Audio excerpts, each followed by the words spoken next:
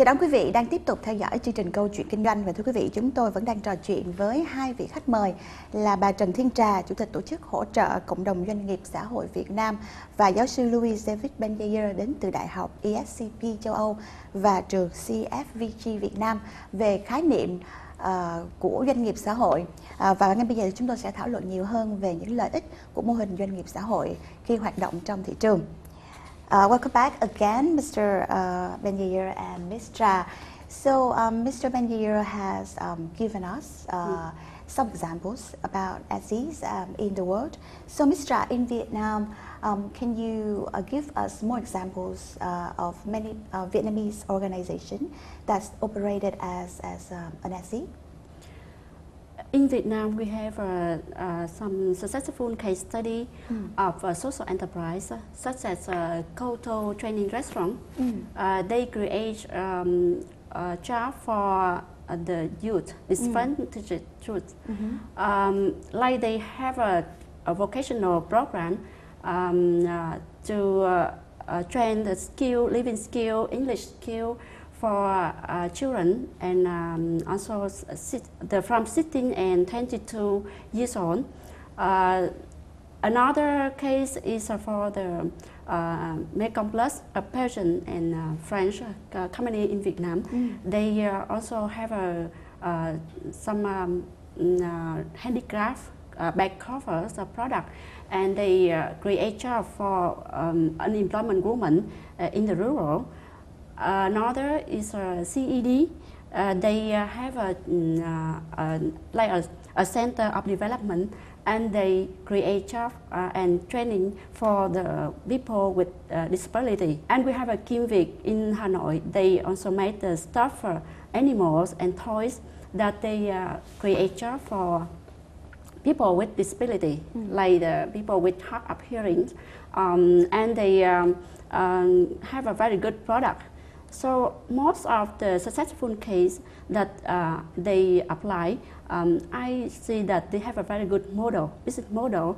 The product, they have a core values of the product, and they do successfully and provide many beneficiaries a stable job and get better income, and change their life.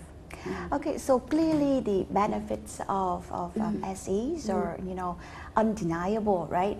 But you've said before that there's still more obstacles that hinder the operation of an SEs. What do you think that that we can improve in the law so that an SE can operate more successfully?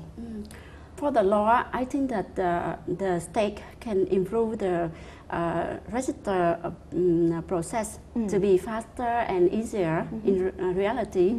Also have a better implementation when they apply for the social enterprise to be recognized. And I think that the most support we need from the state and government, that they should have a social enterprise association, that they can support the social enterprise community for something like networking, and also have many training activities for the social entrepreneur, so that they can connect and they can improve their management skill.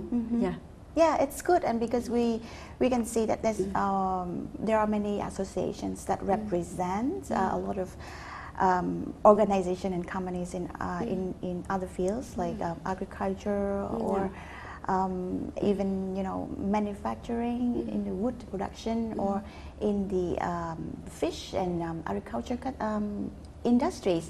So, Mr. Benjayer, in globally, is there an association for SEs at all? In France, there is at least one big one, which is the MOVES, Movement for Social Entrepreneurs, and it gathers several tens of such companies. There are some other initiatives in other European countries, and social companies, they gather, and it's starting to have kind of movement across those countries but there is nothing really formalized yet as a kind of European associations. For the moment, they are still national. But if I were to add something about the obstacles and what could help the development of those companies, I would say that we need entrepreneurs. Because the very first thing those companies address is entrepreneurship. And we know how hard it is to be an entrepreneur, not in a social field. So it's even harder to be an entrepreneur in a social business. So I would say that what would help is to have more and more entrepreneurs that start social business. And also what would help is to have more and more corporations that want to get involved into that kind of companies.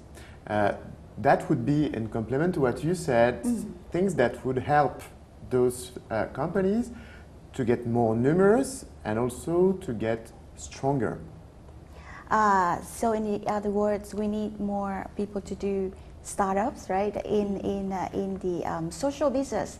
And since it has been there in the world, in many other countries, for more than a decade, like you said before, what is the most important lesson that we learn from this kind of business model?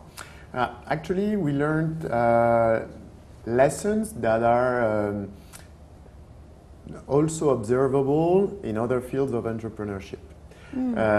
We learned that the faster you can go at the beginning, the better, so that you learn very rapidly what you are good at, what there is a market for, and how viable your business is. So the companies that grew, they didn't start big, they started small with a reduced impact at the beginning, and they learned in short cycles, and once they discovered their secret sauce, they started growing.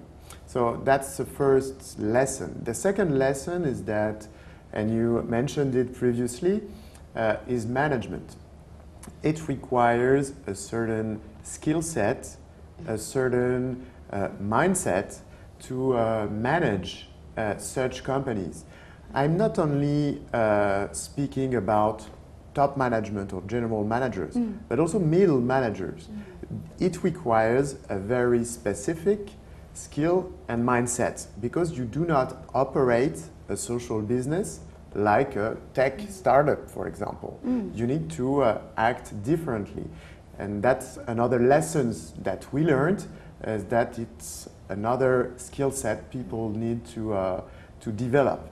And the final one is that in order for those businesses to sustain their impact and grow their impact, they need to partner. They need to partner one with each other, but they need to partner also with corporations. And that's the trend we are observing now, is that trend of partnerships between those kinds of companies that were looked at like in a zoo, special species that were really bizarre. And now corporations are more and more eager to develop partnerships with them. Thank you. So, Mr. In Vietnam, we are really new, but have we learned the same lessons that Mr. Banyer had just given us? Yes, I agree with him. I think that management capabilities are very important. Being social enterprise communities, I and my team also create many training activity and like mentoring and consultancy, so that we help to improve the management skill of middle manager in social enterprise. And the best way to improve the management skill, that they should invest in education and training program more and more in Vietnam. I think it's the best lesson that they could improve their organization better. So the best way you said is that we should make it a course, like in a program, like in a university, so that people would have a chance to study more about the definition of an SE, and as well as they can learn about the experience and how to manage an SE more effectively, right? Thank you very much, Mr. Banier and Ms. Zhao, for coming here today. So we've learned about, a lot from both of you about the definition of an SE and how it operates in the markets. Thank you very much again, and we wish both of you the very best health. Thank you. Thank you. Thưa quý vị, chúng tôi vừa mới trò chuyện với hai vị khách mời, đó là bà Trần Thiên Trà, Chủ tịch Tổ chức Hỗ trợ Cộng đồng Doanh nghiệp Xã hội Việt Nam, và giáo sư Louis David Bendier đến từ Đại học ESCP châu Âu và trường CFVG Việt Nam về khái niệm và cũng như mô hình của một doanh nghiệp xã hội. Và sau buổi trò chuyện hôm nay thì chúng ta thấy rằng đặc biệt là thị trường Việt Nam cần phải có nhiều hơn những doanh nghiệp xã hội để cùng lúc thực hiện những trách nhiệm xã hội và phát triển nền kinh tế. Cảm ơn quý vị đã theo dõi chương trình và chúng tôi sẽ hẹn gặp lại quý vị trong các chương trình tiếp theo.